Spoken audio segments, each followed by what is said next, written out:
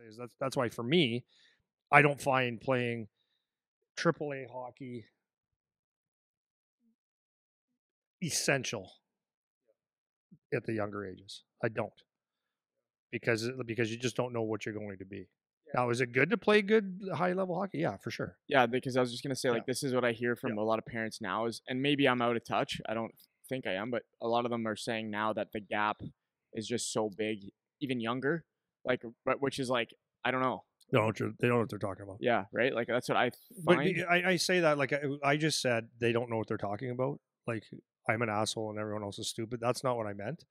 What I mean by that is it's they're not informed. They're hearing what other people are saying and they're assuming that that's the case. But I can tell you that if a kid plays really good, I'll say this: I moved Charlie 1 year earlier to AAA than I would have liked, only because the attitude of the kids were less serious at that age, and the skill level, like the guys just started moving, so it was like I think it's just time to go 1 more year because I didn't want him to get like I want him to. He was serious about hockey, so I wanted to put him in a serious situation.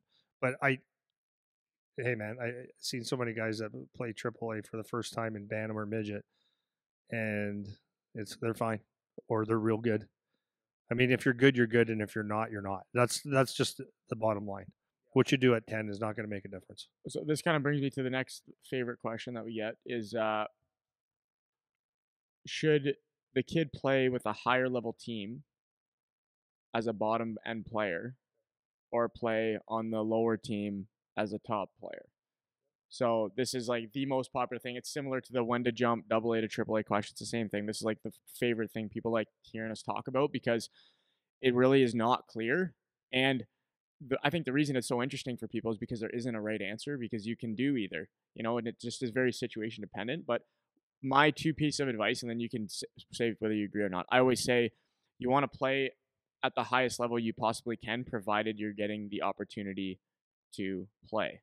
So if you're going to play as a third line player on a AAA team where everybody plays, that doesn't mean it's all equal, but you actually get to play and you get to experience and you get to do penalty kill and power play and learn the game. Or you get to be the top end guy on the AA team.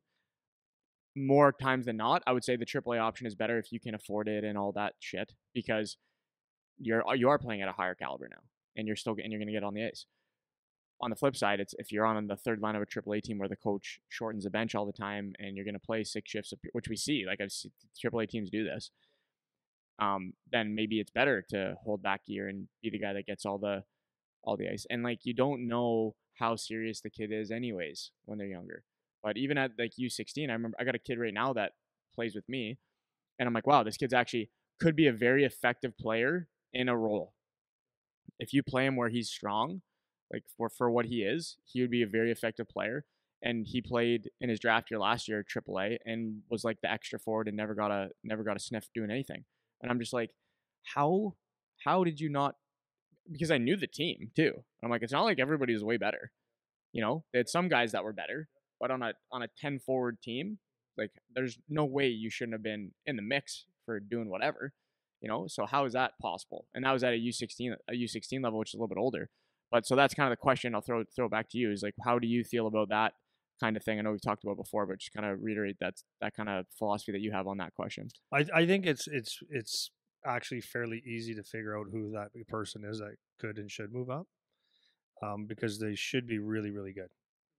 Like if you're going to move up to at the AAA level to play up a year, you probably should be on the top end of that team anyways. If not, then I think you're probably better off. Not I wouldn't even say maybe you're not dominating, but continuing to build to have confidence in playing the game.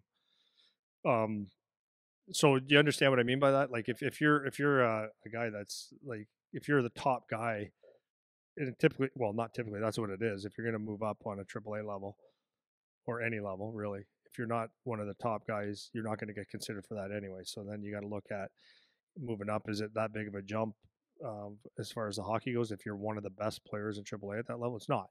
It's AAA. It's good hockey, but it's not that huge of a jump. So if you're on a great, like a really, really good team, that might be the thing that separates you from doing it or not, but you should be able to fit in and play well. So the question is, it's a personal question because you've seen both sides. You've seen someone that was just like in the middle of the pack. Let's say he was made the higher age team and wasn't the star, but he just got played well and, you know, wasn't great, wasn't bad. He was just like good and average, and then eventually plays with his own age group, and he turns out to be, oh, that was worth it. And then you see the complete opposite where they played up and then maybe they peaked. I don't know, whatever the reason is, and they're just the same person they would have been anyways. So if I was to make a call on that, I would just go to the NHL level first. Okay, I know it's not youth hockey, I get it, but why do you think it's better to come to the like if you're a guy that could get some games in the NHL or go back to the American League or junior? That's why they do it, right? Because you're not ready, and it's not helping you not playing. So getting ice and pushing yourself like even a little bit at the next level down won't hurt you. So Detroit Red Wings were famous for that when they won all those cups. They had NHL ready players that they wouldn't bring to the NHL, and they'd let them marinate in the American League for 2 years, 3 years, and then when they came up, you'd have a Pavel Datsyuk or you'd have a name the names, right? And they were ready, and they become seasoned vets. They become pros. They learn the how to be a pro. They learn how to be to play with that kind of structure and all that stuff. So when they come up, they're in the consistently. system. Yeah, consistently, they fit in. Whereas you'll get a guy that comes into the NHL, or not, let's say it's the NHL and he's kind of rushed, there could be problems with that, right? So I just don't think there's ever a problem with spending, like at that level, one more year developing. So if we knock it down a level and say it's college, or I'm not really familiar with college because I know, well, I guess I am. College is you have freshmen, red shirts, and all that kind of stuff, extra numbers. And if you're not playing regularly, would it be better for you to play in practice there? It's a debatable. Some guys get better with just being around OHL players or college players, so it's debatable. But would it be better to maybe have one more year of junior if you could, and then come in ready to go? So I know, like in the OHL, I see this a lot. Guys that come in and they're good, but they're not ready. They're not ready. They're not quality OHL players, and they get exposed a little bit here and there. And when it gets deeper in the year, it just becomes harder, and then they get really exposed. So would that player be better off playing for the Windsor Spitfires, or is he better off playing maybe 1 year of junior B? And my answer would be, if you look at, like, actually saying the Windsor Spitfires, they do a good job of not rushing. Like usually they'll get their first round pick, sometimes second round pick, playing for the actual Windsor Spitfires. But typically, most guys, they put them in the junior B loop or junior A loop to have one more year to develop. Team that does it probably better than anyone is the London Knights. It's the guys. Basically, if you're a second round pick, you're not playing there. You're going to get some games. The odd guy gets in there if they have like that intangible thing that you bring to the table. That's whatever. But they want them to develop at at the lower level. And amazingly enough, the next year, Easton Cowan, right? So there you go. And I could use him for an example. He was a really, really good player. I'll use him as an example. Hope doesn't take offense to this at all. He was a really good player when Charlie played AAA. They played against them, and he was on Elgin. And first game I saw, I said to my wife, I said, "There's a good player. Small. He's just tiny little guy. Brain, make plays." I said, "That's a good little player." She goes, "Yeah, he's small though." I go, "Yeah, but watch. He makes plays. Shift after shift, he would make plays." Got to the year that there was hitting, first year in minor Bantam, it was almost like he disappeared. And I that's what I mean. I don't want to offend him by that, but he was small. Maybe he was a little bit, figuring out the hitting part. Maybe he was just didn't develop as much that year, and maybe he was really, really good, and I just didn't know him as much. That's my point to that. And then he was drafted in the second round, and then he played a couple games with the London Knights, but he played junior B. So the ego thing can make you say, "Oh, he's not gonna make it. I'm better than him because I'm in the league or whatever." Right? He comes in the next year and gets a first round pick to the NHL and was outstanding. He's one of the best players in the league. So the question is, did London do the right thing or not? Should they have kept him? Because maybe he would have been real good the first year. But their belief is you go down there, you marinate, you learn how to practice with us, you earn in practice, and at the end of the day, if you're good enough the next year, you're going to have 3 years to have a great career here. And it seems to be a system that works. So now, saying all that, if we take it one level down to midget, to Bantam, like the youth hockey, I feel that that applies because I don't think it's ever a bad thing to be able to have the puck on your stick and to be able to feel good about playing hockey, making passes, trying things and stuff like that. Yeah, the only caveat to that would be you take. I love that. That's such a good analogy too. How the NHL does it, the OHL does it, whatever. But the only difference is those guys are taking responsibility for your development. They're investing in your development by doing this, keeping an eye on you, making sure you're getting what you need done.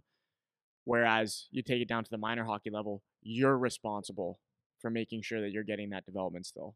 So rather than having the professional organization keep track of it for you, which is super nice and convenient, it's on you, which makes sense at the lower level. It's like you need to make sure that you're still checking those boxes. So if you go down to I remember this conversation with my dad is like, he used to he liked using the word climatize, how like you climatize to what your environment is, right? We talk about that away, whatever. And for the same reason, you moved Charlie up to AAA early because you could feel the attitudes of the level he was at in AA or A or whatever. That's the same. It's the same thing. These are the kinds of questions you can ask yourself to make the call: should I jump or not?